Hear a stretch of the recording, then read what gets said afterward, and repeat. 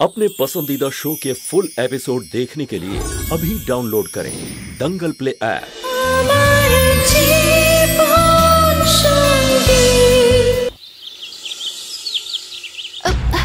বেদ, विधि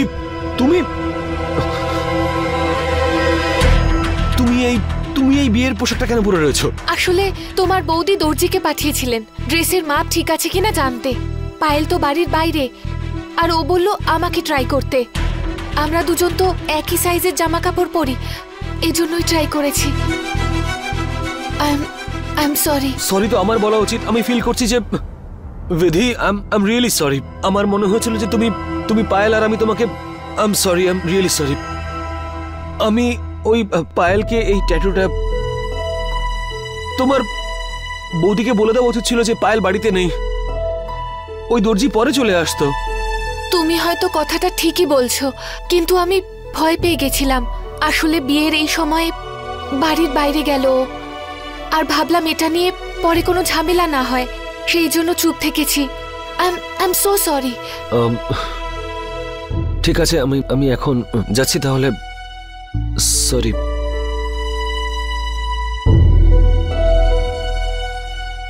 পায়েল, তোর জন্য আর আমি কি কি করব বলতো?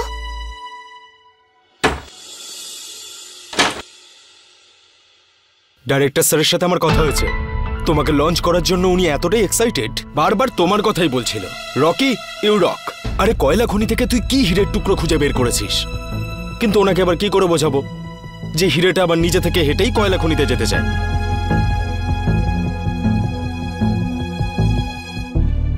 এই দেখো, নিউ কামার্স অ্যাওয়ার্ড গত 5 বছরের যতজন অ্যাক্টরস পেয়েছে তাদেরকে আমি খুঁজে বের করেছি, কিন্তু তুমি আমাকে নিরাশ করছো। ভেবেছিলাম তোমার মধ্যে সেই স্পার্কটা রয়েছে, তুমিই সেই মেয়ে যে একদিন আকাশকে ছুঁয়ে দেখাবে। কিন্তু না, তুমি হচ্ছে সেই মেয়েগুলোর মতো যারা বিয়ে করে নিজের সংসার করতে চাইছে। জানো, তুমি একজন বড় বলিউড স্টার হতে পারতে, সবকিছু পেয়ে যেতে তুমি, টাকা, বাড়ি, গাড়ি। তোমায় শুধু ব্যালকনিতে দেখার জন্যে না লাখ লাখ লোক তোমার বাড়ির বাইরে দাঁড়িয়ে থাকতো। বাট ইউ বিয়ে করে সংসার করে নিজের স্বপ্ন শেষ করে দিতে চাইছো।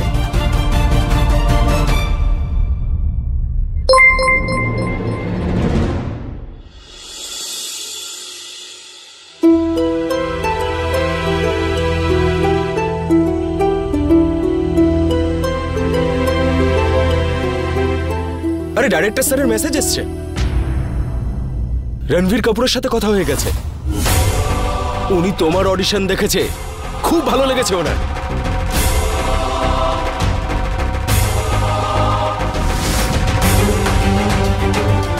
দেখো পায়েল, আমি একটাই কথা বলবো, ভাগ্য কিন্তু বারবার তোমাকে সুযোগ দেবে না। আজ দিচ্ছে, তাই দরজা খুলে তাকে ওয়েলকাম জানানোটাই কিন্তু বুদ্ধিমানের কাজ।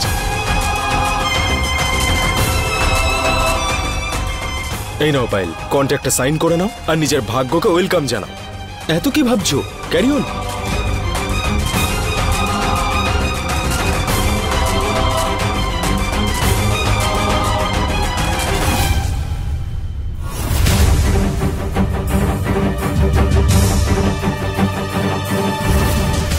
আর আমি যদি বলি আমি এই বিয়েটা করতে চাই না, তাহলে? মায়ের কথা ভাব পায়েল, মা কত আনন্দে আছে।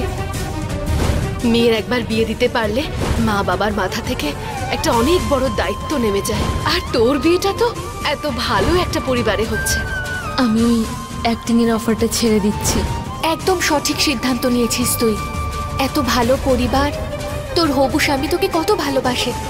এরকম স্বামী সৌভাগ্য করে পাওয়া যায়।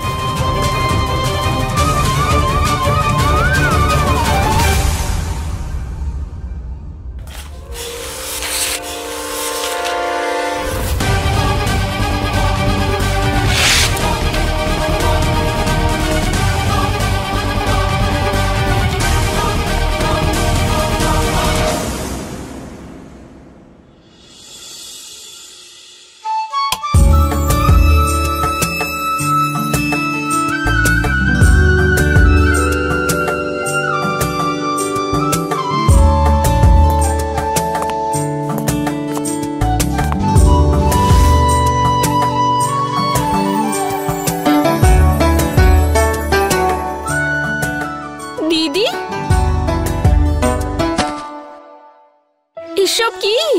দিদি, দিদি কে? কোথায়? আরে দিস ইজ বেদ, বেদ কোঠারি, তোমার হবু স্বামী। আরে কাছে তো এসো। I love you Payel, I love you very much. আরে যেদিন থেকে তোমায় দেখেছি আমার ঘুমই চলে গেছে, শুধু তোমার কথা মনে হয়। দিদি, আমি তো এখন সারা দিন তোমার স্বপ্নের সাগরে ডুবে থাকি। দারুণ করলে তুমি বিধি, দারুণ, খুব সুন্দর, ভালো লাগলো? খুব ভালো হয়েছে, অ্যামেজিং। দিদি, বেদ বাবু। সরি বেদ সকালের ইনসিডেন্টের জন্য, কিন্তু আশা করব এই পারফরমেন্সের পর তুমি আমায় ক্ষমা করে দেবে। আশা করার দরকার নেই, আমি তোমাকে ক্ষমা করে দিয়েছি। আর এই ডায়লগটার জন্য তোমাকে এক্সট্রা নাম্বারও দিলাম। দারুণ ব্যাপার, টিচারকেই নাম্বার। কিন্তু এখনো খানিকটা বাকি আছে, 1 মিনিট দেখতে থাকো।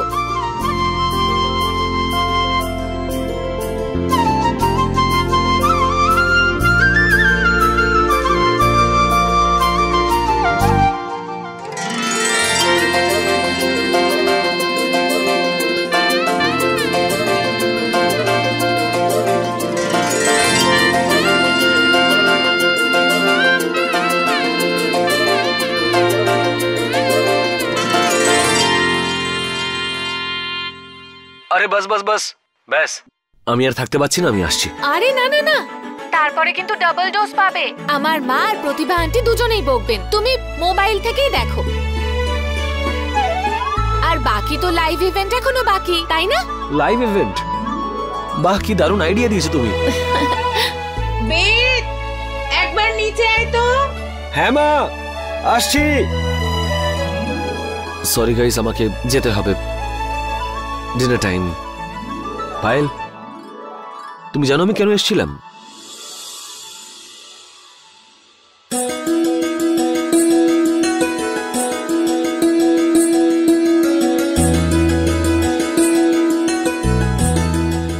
এটাই দেখাতে। কিছুদিন আগেই এই নামটা আমার মনের মধ্যে এসেছিল, আজকে আমার হাতে আছে, আর এবার কাল থেকে সারা জীবনের জন্য আমার হবে। আচ্ছা ভাই, আমি যাচ্ছি, এবার খেতে যেতে হবে। Bye bye.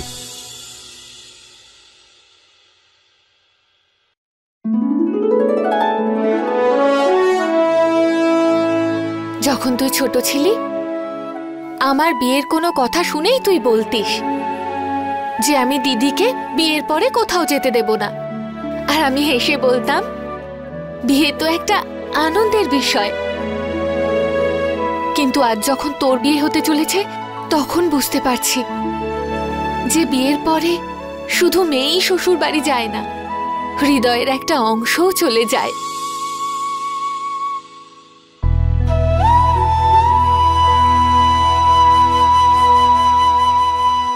বাপের বাড়িতে মেয়েরা কয়েকদিনের অতিথি হয়, আসলে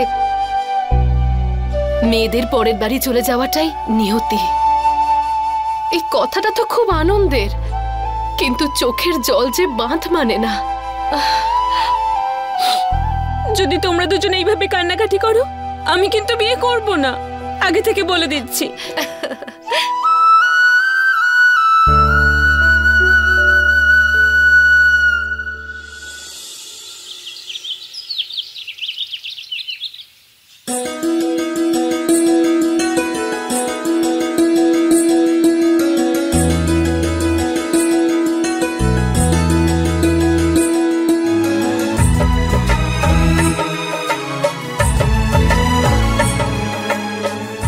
আচ্ছা, এই নিয়মটাতে কি কি হয় কাকিমা?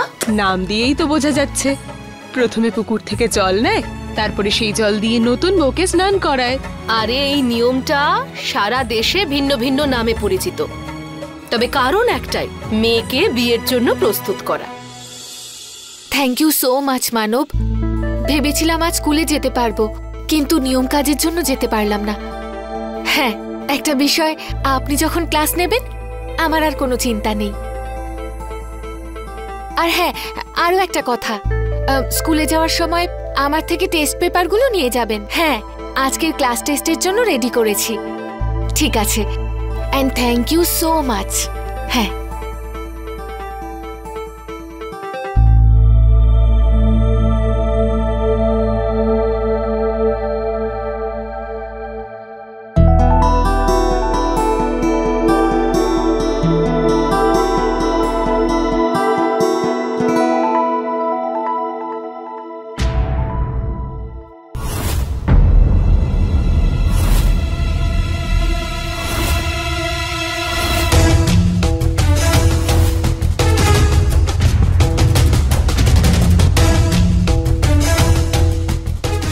এই সমস্ত কুমারী মেয়েরা করে থাকে। হ্যাঁ কাকিমা, সেজন্যই তো আমি। কুমারী ঠিক আছো, কিন্তু তুমি তো ওর থেকে বড়। কুমারী বোন বয়সে বড় যখন বাড়িতে বসে থাকে না, তাকে অপয়া বলে।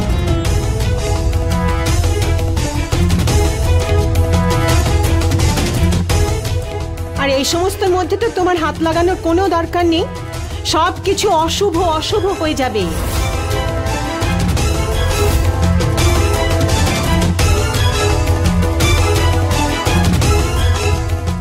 অশুভ কেন হতে যাবে কাকিমা?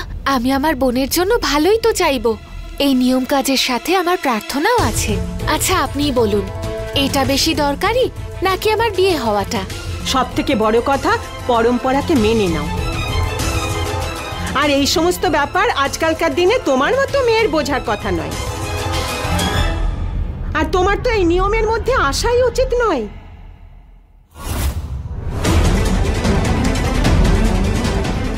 জানি না তোমার মা কেন মুখ বুজে বসে আছেন, কিছুই বলছেন না। না না, বিধি পায়েলের থেকে এমন কিছু বড় নয়। আর ওর বিয়ে দিলাম না প্রথমে, তার কারণ ওকে আইএস এর পরীক্ষা দিতে হবে। তো একবার ওর আইএস পরীক্ষাটাও দিয়ে দিক, তারপর সঙ্গে সঙ্গে ওরও বিয়ে দিয়ে দেব। কোনো অসুবিধা নেই আমার। জেগে ঘুমোলে আর তো কিছু করার নেই। আর সব থেকে বড় বিষয় হলো তোমার মেয়ের এই পা। সেই জন্যই তো কোনো সম্বন্ধ পাওয়া যাচ্ছে না মেয়েটার। আর দ্বিতীয় কথা হলো, ছোট মেয়েটার বিয়ে তো আগে দিয়ে দিচ্ছ, এরপরে বড় মেয়ের জন্য ছেলে খুঁজেই পাবে না। এরপরে এর আর বিয়ে হবেই না। আরে কেন হবে না বলুন তো? আমার মেয়ে খুবই গুণী। একবার ও পরীক্ষাটা দিয়ে দিক, তারপর ভালো ছেলে লাইন লেগে যাবে। লাইন তো ঠিকই পড়ে যাবে, কিন্তু বিয়ে করার জন্য নয়, হাসাহাসির জন্যে। আরে আমরাও পৃথিবীটাকে দেখেছি। হ্যাঁ, আগে ছোট বোনের বিয়ে হয়ে গেলে বড় বোনের বয়স আরো বেড়ে যায়। আরে আজকাল এসব কিচ্ছু হয় না, এই সব পুরনো দিনের কথা। এসব অশুভ কথা বলা বন্ধ কর। আমার মুখ বন্ধ করে দিলে? লিখে নাও, তোমার বড় মেয়ের না বিয়ে হবে না এই জন্মে। তুমি নিশ্চিন্ত হয়ে আরামে বসে থাকো।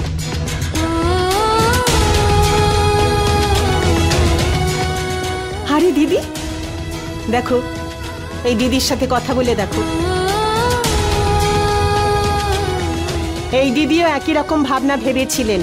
ছোট মেয়ের বিয়ে বড় মেয়ের বিয়ের আগে দিয়ে দিয়েছিলেন, কারণ বড় মেয়ে পুলিশে চাকরি করবে। কিন্তু তাতে কি লাভ হলো? হ্যাঁ, কত বছর হয়ে গেল এখনো বিয়ে হলো না। এত বয়স হয়ে গেল এখনো বাড়িতে বসে আছে। একা জীবন কাটাতে কাটাতে ওর মাথাটাই খারাপ হয়ে গেল। দিদি আপনি ওকে বোঝান। আপনার এরকম মনে হয়েছিল না যে ছোট মেয়ের বিয়ে বড় মেয়ের আগে দেবেন? ছেলে তো খুঁজেছেন, পেয়েছেন কি? অন্যের ভুল থেকে শেখাটাকে চালাক বলে, বুঝেছো? দিদি আপনার মেয়ের তো কোনো খুঁত ছিল না, কিন্তু এই দিদির মেয়ে তো ঠিক করে চলতেই পারে না।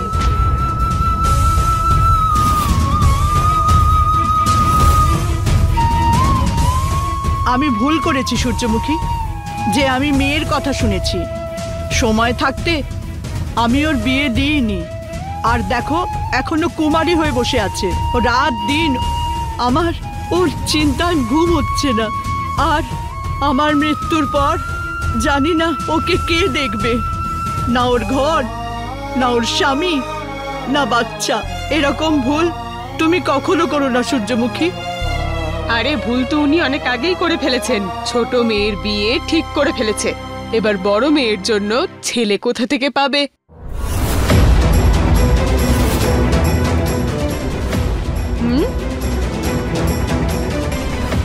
আমি দেব ওর বিয়ে, প্রতিজ্ঞা করছি আজকে।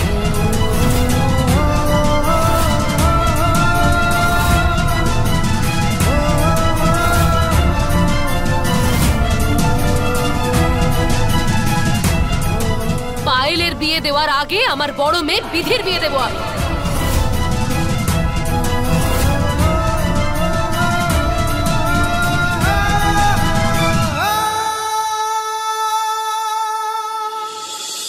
আমি আমার নিজের জীবনে বহু মেয়ের বিয়ে দিয়েছি, আমার নিজের মেয়ের জন্য ভালো সম্বন্ধ নিয়ে আসবো আমি। এইসব উল্টো পাল্টা কথা বলা তোমরা বন্ধ করো এবার। বয়স হয়ে গেল, মাথাটা খুললো না। আমার কথা তোমার খারাপ লাগছে? দুদিন পরে তোমার ছোট মেয়ের বিয়ে, আর তার আগে তুমি নাকি বড় মেয়েকে বিয়ে দেবে। আরে যে ব্যবস্থা 4 বছরের মধ্যে হলো না, সেটা দুদিনের মধ্যে কি করে হবে? শোনো দিদি, তুমি তো একেবারে একগুঁয়ে, সেই জন্য তো তোমার স্বামী তোমাকে ছেড়ে চলে গেছে। আমার আর তোমার মুখই দেখতে ইচ্ছে করছে না। চলো দিদি, চলো চলো, এক্ষুনি যাবো। ওনাকে তো বোঝানোই বেকার। চলো চলো চলো।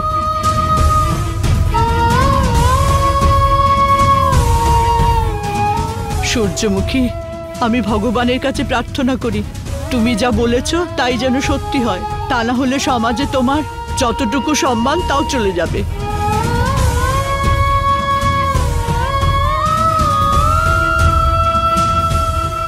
মা, এবার বুঝতে পারলি তুই আমি কি বলছিলাম? এদের সঙ্গে তর্ক করলে এদের মুখ বন্ধ হবে না। এদের তৈরি করার নিয়মে চললে তবেই এরা শান্ত হবে, না হলে এদের মুখ থেকে শুধু অমঙ্গলের কথা বেরোবে, মঙ্গলের নয়।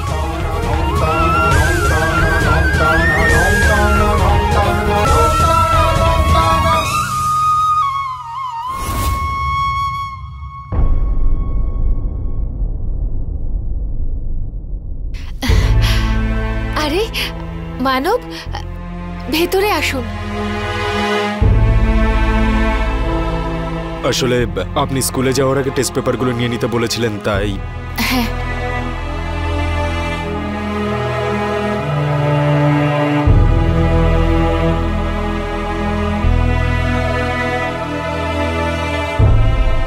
নিজের খেয়াল রাখবেন।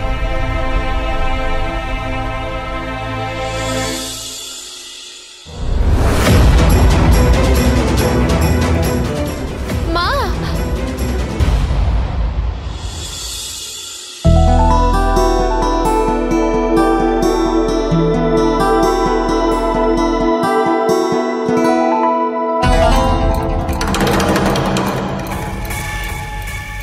গুরুদেব তো নয়, মায়ের কাছে যেন উনি ভগবান। তুমি কি জানো, মাকে সবসময় বলতে শুনেছি যে উনি যে জায়গায় দাঁড়িয়ে আছেন সেটা শুধুমাত্র গুরুজির জন্য। সেই জন্যই তো ঠাকুরপোকে পাঠিয়ে দিল আশ্রমে সেবা করার জন্য। বিয়ের আগে তো মনে হয় সবাইকে যেতে হয়। দাদাও তো গিয়েছিল, আর লক্ষণও গিয়েছিল।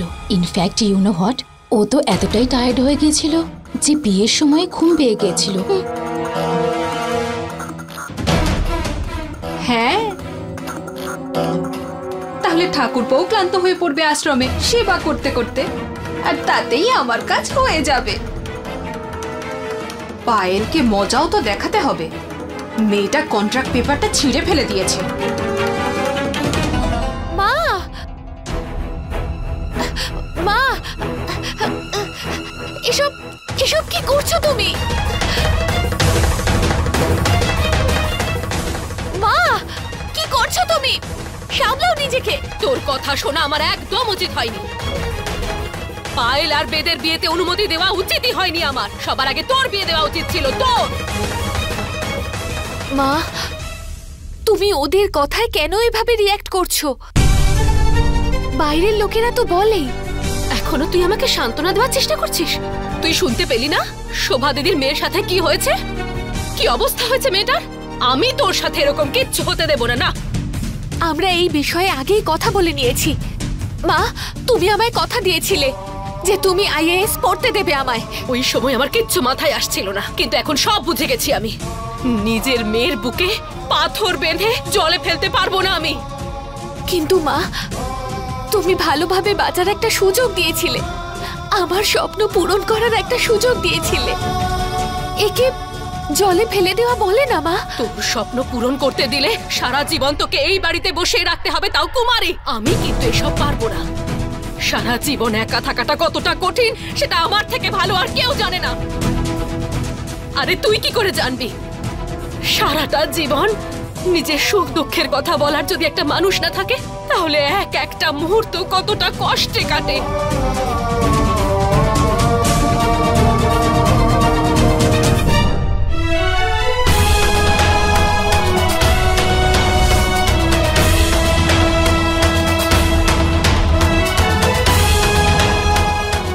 নমস্কার শর্মা বাবু, বিধির সম্বন্ধ নিয়ে একটু কথা বলতাম আপনার সাথে।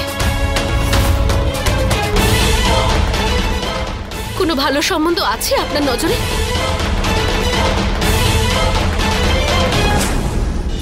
फुल एपिसोड देखने के लिए अभी डाउनलोड करें दंगल प्ले ऐप।